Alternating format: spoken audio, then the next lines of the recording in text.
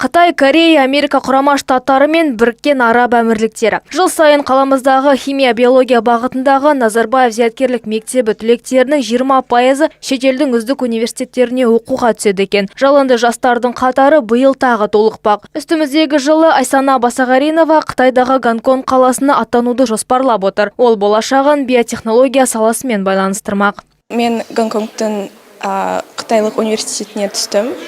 Және мамандығым ол молекулярды биотехнология. Жалпы басында мен мектепте іріктеуден өттім. Өзім туралы презентация дайындап, мұғалімдердің арасында өзімді таныстырдым. Және олар дауыс беріп, мені осы университетке сайлады. Өзімнің құжаттарымды, транскриптерімді және жетістіктерімді жібердім. Және бірнеше апта өткен соң, сол университеттен маған жауап келді.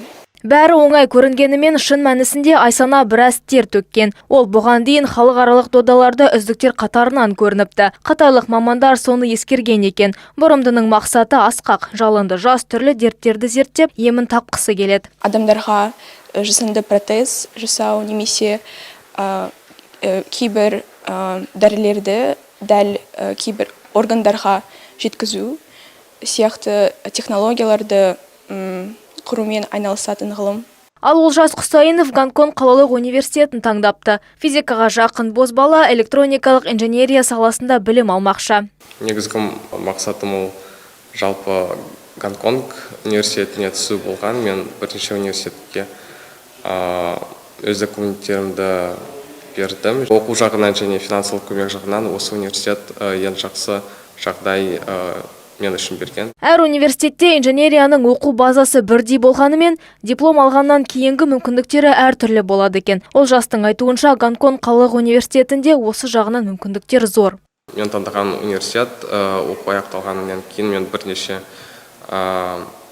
салаларда жұмыс істей аламын. Мысалы, ол электр және электроникалық инженерия, микроэлектроника, оптоволокно және дата сайенс секілді системалар құрастыру, оларды дамыту.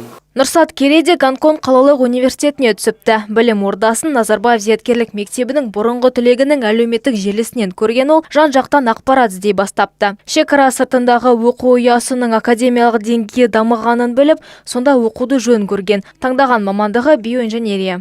Инженерия саласында әртүрлі ғылымдарды қамтиды. Мысалы физика, информатика, биология, химия. Және осы салада адамдарды емдеу үшін немесе олардың денсаулығын нығайту үшін әртүрлі жабдықтарды жасайды. Протездер, экзоскелеттер.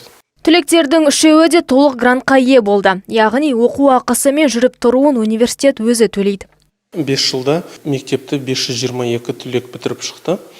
Олардың 96 бала шетелде әлемнің үздік университеттерінде оқып жатыр. 95% толық грантта, оның 5% частичный грант. Шетелдік үздік вуздарға түсу үшін олар өте жоғары нәтижелерге ие болу керек. Ол ең алдымен ағылшын тілінің емтиханы IELTS-тан балдар жоғары болу керек.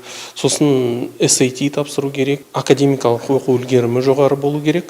Қоса кетсек, Гонконг қалалық университеті мен Гонконг Қытай университеті QS әлемдік рейтингіне кіреді. QS дегеніміз әлемдегі үздік оқу орындары лигасының жыл сайынғы рейтингісі. Самал Жүнісова, Александр Янсен, МТРК.